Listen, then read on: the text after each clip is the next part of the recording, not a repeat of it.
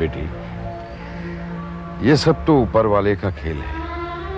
एक बार जो वो तकदीर में लिख देता है उसमें कोई हेराफेरी नहीं कर सकता। अरे मैं अपने हिसाब में हेराफेरी कर सकता हूं, लेकिन उसके हिसाब में हेराफेरी नहीं कर सकता। हमेशा खुश रहना चाहिए बेटी। सब चिंता छोड़ दे और मेरी तरह खुश रह बेटी। देख मेरी तरफ देख। तूने मुझे कभी रोते हुए देखा है? नहीं डैडी, मैंने कभी आपको रोते हुए नहीं देखा। तो तू क्या सोचती है कि मेरे दिल में गम नहीं है क्या? हजारों गम है, फिर भी मैं उनकी तरफ ध्यान नहीं देता हूँ। अपनी मस्ती में मस्त रहता हूँ। तू भी इसी तरह से मस्त रहा कर बेटा। ठीक है डैडी, मैं आपकी बात पे अमल करूंगी। ठीक है। अच्छा डैडी, मैं जा रही हूँ। कहाँ जा रही मेरी बेटी?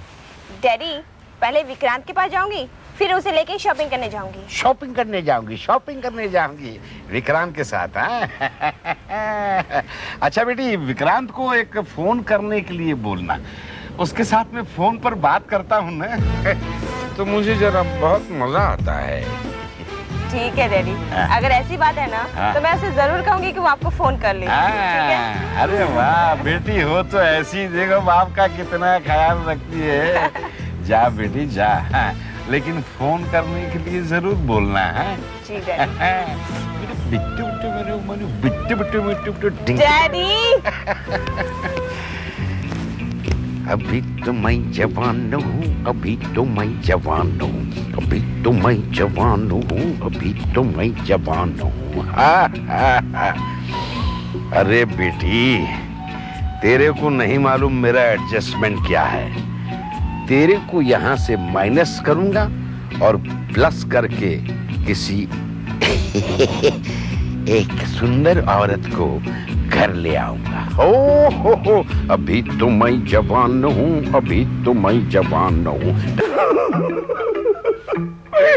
ये क्या हुआ, कैसे हुआ, क्यों हुआ, जब हुआ तब हुआ, छोड़ो ये ना सोचो। बापू, तुम्हें गाने की पड़ी है? तुम तो कहते थे तुम्हारा निशाना हमेशा सही जगह पे लगता है। फकीर चंद जी कैसे बच गए? अबे उल्लू के अट्टे, मेरे निशाने 2 ही दफा गलत लगे हैं। एक तेरे जैसी मनहूस औलाद जो मैंने पैदा कर दी, और दूसरा ये मेरी समझ में ये नहीं आ रहा ये सब कैसे हो गया, क्यों हो गया, मेरा निशाना कैसे चूक गया। इसका मतलब है तुम्हारे तीरों की कोई गारंटी नहीं रही। तुम निशानेबाजी करना छोड़ दो, छोड़ दो। अबे उल्लू के अट्टे, एक ऐसा दूंगा हाथ कि ये तू झटके खाने भूल जाएगा। अरे गलती किससे नहीं होती, मगर हर इंसान को अपनी गलती सुधारनी चाहिए। मैं भी सुधारूंगा। अब तुम देखना, मैं ऐसा निशाना लगाऊंगा जो कभी नहीं चूक सकता, कभी नहीं चूक सकता। इसका मतलब मेरी शादी होगी, मैं दूल्हा बनूंगा, मैं घोड़ी चढ़कर फकीर चंद जी की ड्योढ़ी जाऊंगा, मेरी ज्योति से शादी होगी। उल्लू के अट्ठे, तू घोड़े पर बैठ के जाएगा या गधे पर, ये तो बाद में देखूंगा। तू वहां जाएगा, शादी करेगा, लेकिन शादी करके उसे अपने घर नहीं लाएगा, उसी के घर टिक जाएगा और उसके बाप की पूरी तिजोरी को साफ करके अपने कब्जे में कर लेगा। तभी मैं आऊंगा और हम बाप बेटे उसकी बेटी को साथ लेकर अपने घर आएंगे। अबे गधे की तुम, मेरा प्लान तो बार बार भूल क्यों जाता है? वो क्या है बापू, जब भी ज्योति की शादी की बात होती है ना, मैं सब कुछ भूल जाता हूँ। सब कुछ भूल जाता हूँ ज्योति की शादी के ऊपर। अबे तेरी बर्बादी हो जाएगी और मेरी भी बर्बादी हो जाएगी। सुन, तेरी नजर अर्जुन की तरह हमेशा चिड़िया की आंख पर होनी चाहिए। मेरा मतलब है कि तेरी नजर हमेशा फकीर चंद की दौलत पर होनी चाहिए। और मैं तुझे कुछ नए फार्मूले सिखाता हूं जिससे तू फकीर चंद का बैंड बजा देगा। बैंड। अपने यहाँ का तो कोर्ट सिस्टम ही अजीब है। किसी किसी केस को तो फैसला होने तक सालों लग जाते हैं और क्रिमिनल को अपने डिफेंस करने में बहुत वक्त मिल जाता है। तारीख पर तारीख पड़ती जाती है, केस चलते रहते हैं, अदालत जाते जाते लोग थक जाते हैं। पैसे वाले लोग तो केस लड़ते हैं, बाकी गरीब तो अपना सब कुछ लुटाकर फैसले तक ही नहीं पहुंच पाता। कौन फैसले तक नहीं पहुंच पाता खुराना साहब? आइए किधर से आइए भाई, हम लोग कोर्ट सिस्टम के बारे में बात कर रहे हैं। मैं आकाश से यही कह रहा था कि किसी किसी केस का तो फैसला होने तक सालों लग जाते हैं। बात तो सच है, कुछ केस ऐसे होते हैं जो दादा के टाइम शुरू होते हैं, उनका फैसला होता है पोते के समय। वो भी हो जाए तो कहने मत है। और आकाश कैसे हो तुम? अच्छा अंकल, जख्म काफी भर चुका है, बस 2-3 रोज में मुझे यहाँ से छुट्टी मिल जाएगी। गुड। अरे आप बैठिए तो मैं बताता हूं आपको। गुंडे ने इसके ऊपर काफी नजदीक से गोली चलाई थी। वो तो इसकी किस्मत अच्छी थी कि गोली इसके दाहिने कंधे पर लगी, क्योंकि घबराहट में उसका निशाना चूक गया, वरना जो होता उसको सोचकर तो मेरा दिल कांप जाता है। माहौल बहुत खराब हो गया खुराना साहब, बहुत खराब हो गया। इंसान की जान एकदम सस्ती हो गई है। इजी मनी कमाने के चक्कर में पढ़े लिखे लोग भी फिरौती का धंधा करने लगे हैं और इसकी वजह है बेरोजगारी, अनएम्प्लॉयमेंट। और ये हाल सिर्फ हमारे देश का नहीं है, हर देश में यही हालत है। कब कहाँ क्या होगा कुछ कहा नहीं जा सकता। बिल्कुल ठीक कह रहे हैं आप। मैं भी कभी कभी यही सोचता हूँ कि जिन लोगों ने अपने देश की आजादी के लिए अपनी जानें कुर्बान की हैं, क्या उन्होंने ऐसे ही स्वतंत्र भारत की कल्पना की होगी? हैं? हमारे पिताजी भी स्वतंत्रता सेनानी थे, उन्होंने भी अपने देश की आजादी के लिए बहुत कुछ किया।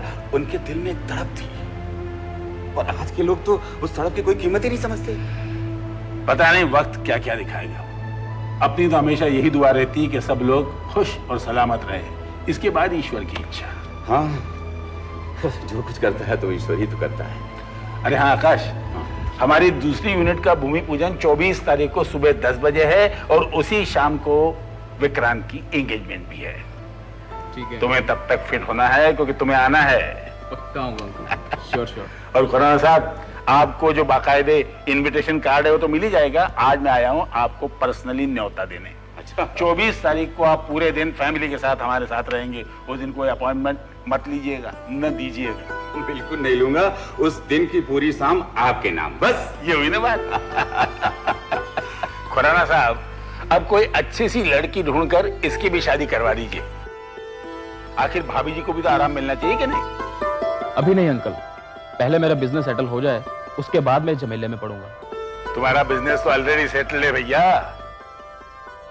और लड़की ढूंढने में भी कुछ टाइम तो लगेगा ना खुराना साहब। बिल्कुल ठीक कहा आपने। अब विक्रांत की बात अलग थी, मतलब उसने लड़की पहले से ढूंढ रखी थी, इसलिए मामला जल्दी सेटल हो गया।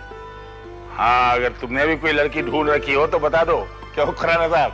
भाई, बेकार वक्त बर्बाद करने से क्या फायदा? बेटा कोई हो तो बता दे, हम आज ही जाकर शादी तय कर देते हैं। ओ नो पापा, मैंने किसी को भी पसंद नहीं किया होगा, ऐसा कुछ भी नहीं है। तेरी नजर में कोई हो तो बता दे, हम जाकर मामला जमा देते हैं। भाई, तेरी खुशी में तो मेरी खुशी है ना। पापा, कोई मेरी नजर में भी नहीं है। पक्का? जी अंकल। ठीक है, फिर हम तलाश शुरू कर देते हैं। अरे गिरधारी से तलाश की बात की, अखबार में इश्तिहार दे देते हैं, प्रपोजल आएंगे, उसमें से किसी को सेलेक्ट कर लेंगे। एक्सीलेंट, बहुत बढ़िया आइडिया है। आप ऐसा कीजिए, अखबार में इश्तिहार डाल ही दीजिए। हाँ, ये हुई ना बात।